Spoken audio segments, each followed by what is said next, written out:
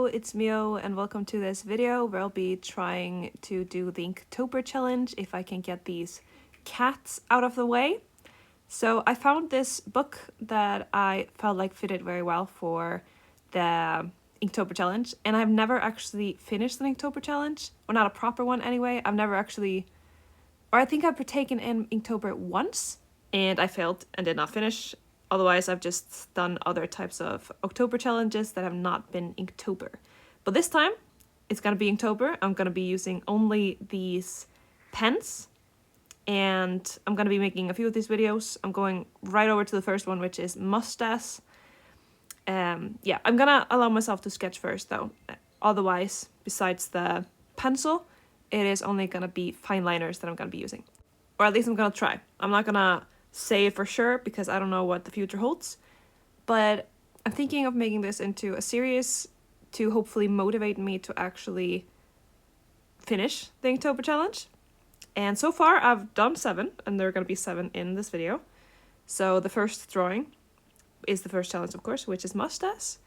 And I asked somebody, I don't remember if it was a friend or if it was a family member, what animal I should draw a mustache on, and they said a frog. So it's gonna be a frog or a toad, something in between, who knows, a frog-like creature with a mustache. And I want him to be a little bit surprised that he has a mustache. I want him to be like, what? I have a mustache? So I added like a surprised expression, or as surprised as a frog can look, I guess.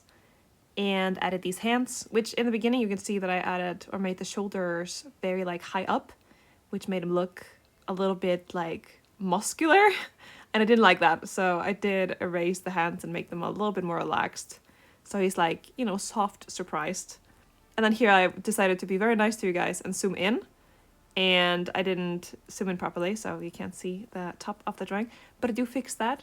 I cut out most of the footage where you can barely see what I'm doing, because that's just frustrating to watch, let's be real.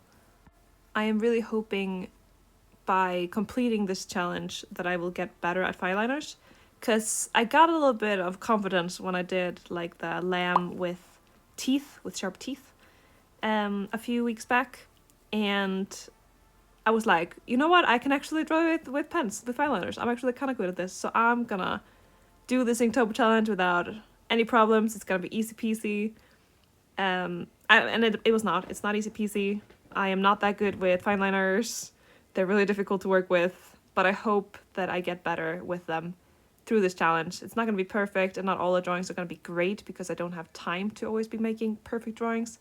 Most of them are pretty fast made, but hopefully I still learn something from it. And guess what? Here I finally realized that I was out of frame, and I fixed it. Here you go.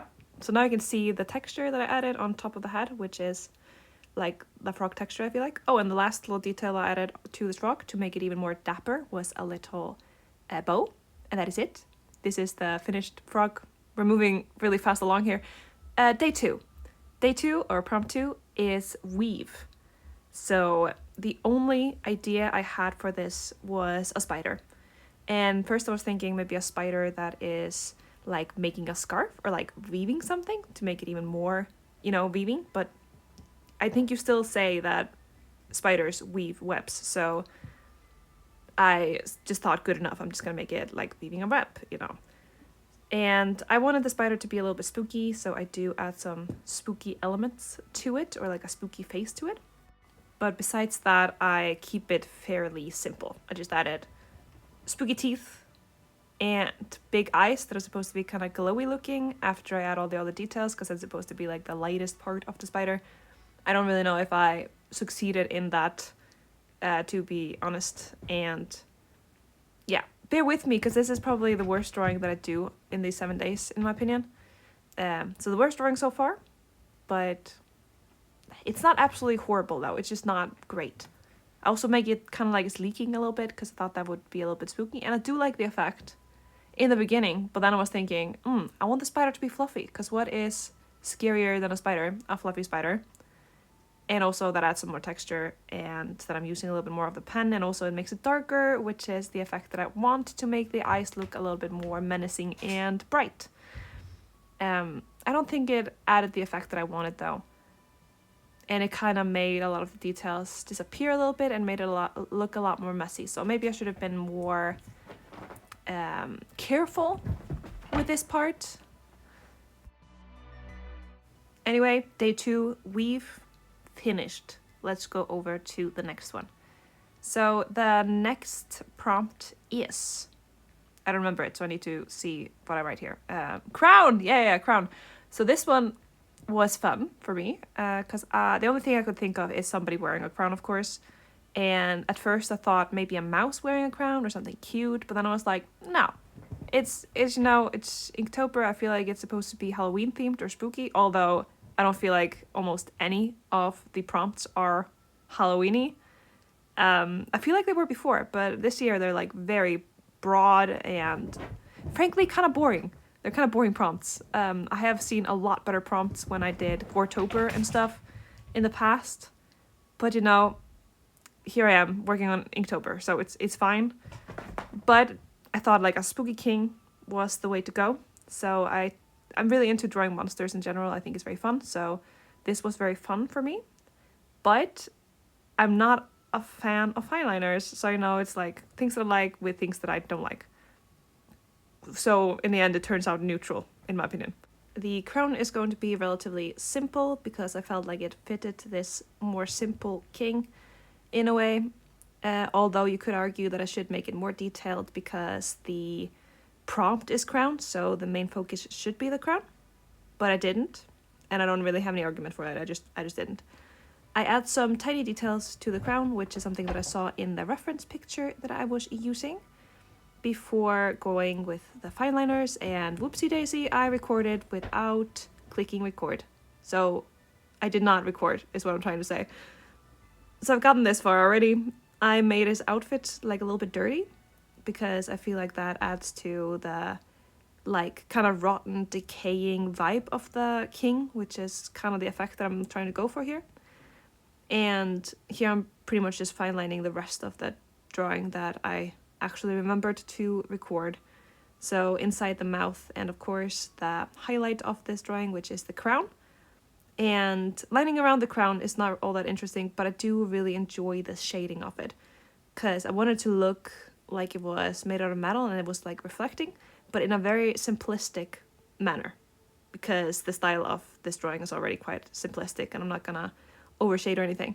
So I just added these horizontal lines in the places where I want like the shadows to be. Very simple. Very nice, but I think it's effective. I think it looks a little bit more metally when it looks like this, right? Because the shading is not like correct when it comes to the lighting. Oh, and here I'm cheating. I looked everywhere for a like thicker fineliner or something that I could use, but all of mine were completely dried out. So I opted for this nice pro marker. This is so far in the 7 drawings that I made the only pro marker that I used and the only non-fineliner that I used besides a pencil. So look past that, just imagine that it was something ink and not alcohol based. Number 4 is murky. This one is another one that I'm not like super fan about because I could not figure out anything that I wanted to do. But murky water is the only thing that came to my mind, and the only thing I could think of was Nøkken, which is a like Nordic folklore creature that hides in water. I don't know much about it, but I know this very famous drawing or painting of Nøkken, and I'm literally just making that. I'm literally just making the same painting, but in fineliners and like a worse version of it. So, yeah, not a huge fan of it. To be honest, I apologize. It didn't turn out that good. But I promise there are better drawings. I make a lot better drawings in this video. The process itself was quite therapeutic though, because I was literally just making a whole bunch of very quickly made lines to make it look messy and to make the reflection look... yeah, I don't know even how to describe it. Just quick lines. Very quick lines. Which was fun to do. But I don't know if it looks all that good, but you need to tell me. I don't look much at like fineliner art. I really love colors. So which makes this even harder for me because I really, really want to add color, but I can't add color. This is a challenge with no color, black and white. Think about your values, girl, but I don't want to think values. Anyway, here I'm pretty much finishing up. Not much left of this one, so here's the finished artwork, I guess. Number 5, deer. I forgot to record me writing deer, so enjoy my recreation of how you write deer. And here I'm also going back to an old concept because I couldn't think of anything else, which is deers with wolf teeth. So that is what I'm going to be making. I'm also sorry for all the weird noises that happen. My cats are running after each other. They have decided that whatever I'm making a voiceover, that's their time to shine. That's their time to run around and run into me. And yeah, it's a whole thing. Anyway, here I pretty much just looked at a reference of a deer's head. And then I just kind of winged the mouths with no reference. Because who has time for references these days? I do, but not in this drawing. This drawing was, I don't know. I just didn't want one. Anyway, blood? Did anyone say blood? I think I heard blood. We're adding blood. Oh god. Cat's running at me. Thank you. Here we have moved on to fine liners. I did add some details to the eye, and then I decided to take them out because they were too cutesy. And the idea was that I wanted like the eyes to be innocent, but the mouth to be terrifying. But in the end, I wanted it to kind of match a little bit better because I didn't like the contrast between the sweet and the spooky. I wanted it to be more spooky. So yeah. Anyway, we're lining things as we do. And something that I thought was really fun was the fluff inside the ears. Sadly, I do have to make the ears darker later because otherwise it looks like the light is coming from inside the ears or something because there's no shadows in the ear. The teeth were also really fun to make. Somehow it just went very well. Everything just looked very well when it came to the teeth. Or looked good, they didn't look well. Cat running by, don't mind the cats. Blood. I hope it actually translates to blood or looks like blood. But we'll have to see about that when I'm finished with that. I also have to make the darkest parts of the mouth darker, of course, which just means me adding thicker layers of marker and a little bit of cross-hatching here and there. And I hope that I learn like new techniques instead of cross-hatching, or just figure out how to make things look good with just lines in general. I'm hoping to learn many things here. Should I just watch tutorials or something to learn these? Probably would have been more effective. But I really like learn by doing and just testing things out and figuring out myself. I feel a lot better that way. So we're gonna stick to that for now. So here's the blood. I'm just making the blood completely black because blood is red, and red in black and white usually becomes very dark. So that is my reasoning behind that.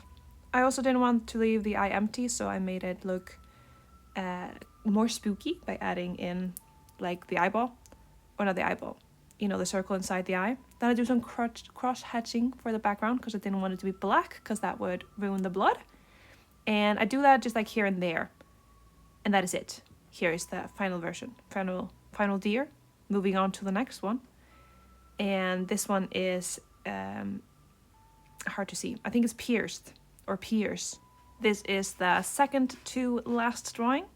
And I decided to make a girl in armor, and her armor has been pierced pretty much by a sword.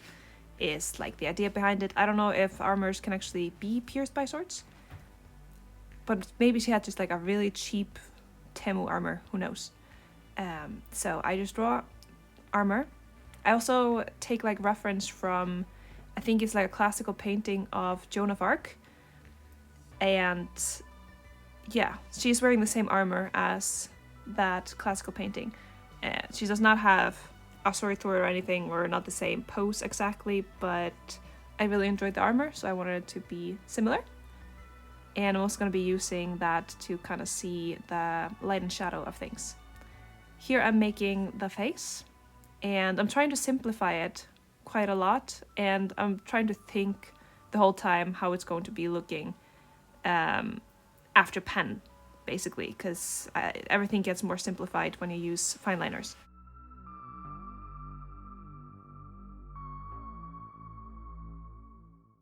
This is the most heavy sketching that I do throughout all of these 7 drawings in this video, which also means that lining it was very hard and the line art is never gonna look as good as the sketch. So that was like my biggest mistake with this one, because you're gonna see when I erase that everything just looks completely different and she's gonna look a little bit off, or not even a little bit off, very much off, which is very sad because I did enjoy the sketch so much. So here you're gonna see how it looks after I erase it. Like, what happened to the eyes? Why does she look like that? Anyway, we're just gonna have to live with it. I tried to fix it here and there and add some more details to hopefully make it look more natural. But there's something wrong with it and I don't know what. Anyway, we're shading armor, which is actually something that I really enjoy. I love armor on women. It's one of my favorite things. I'm also a huge fan of swords in general. Swords are cool. Although these swords are... I'm not good at drawing swords because they're too straight. And I can't draw a straight line to save my life, at least not with a fine liner. So you can see my swords are very wobbly in this drawing, but let's ignore that. Let's enjoy the nice shading on the armor. This was my favorite part of this drawing and probably of almost all of the drawings. So it was very therapeutic for me. I was literally just doing lines and cross-hatching, but in a more like orderly manner. Like it made more sense to me than in the other drawings, because I have an explanation for why. It just did. So I tried to make the lines relatively straight, but I also don't stress too much about it. You're also going to be seeing tails going in and out here and there because my cats are sitting on the table instead of on my lap. For some reason, they didn't wanna settle down properly, so they're just shaking their tails on my drawing all the time. Yeah, not much to say, so I'm just gonna skedaddle until the next drawing.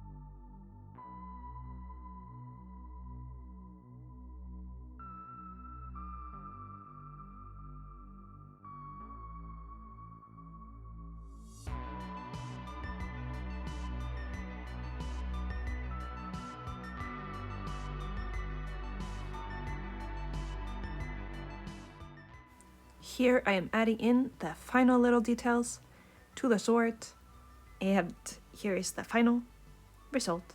Voila, next drawing. This is the last one of this video, and then I will hopefully continue this challenge and make another video in 7 days with the next 7 drawings. But anyway, this one is probably my favorite one out of all of them, and it is starfish. And when I saw this theme, I was super excited because there's so much you can do with the starfish. This one is more specific, right? A mustache can be on anything, anywhere. A starfish is a starfish. I mean, you could make a fish that is a star or has a star theme, but I wasn't going that far. I just thought a starfish and then I can do something funky with it. So first I was like, a face in the middle of the starfish, a creepy face. And then I was like, no. I have a better idea. An eye in the middle of a starfish. Also, I apologize for the quality right here. I do fix it really soon. I don't really know what happened to the camera. It's just not really focusing, and you can also see something on the right side of the screen. I'm gonna fix it really soon. Anyway, I draw the eye, And here it is in better quality. Voila, much better. And I'm liking the eye, right? And I do add some other details to it as well. But then I realized that the starfish doesn't really look three-dimensional. So I changed it all up. Here it is when it is with all the other details.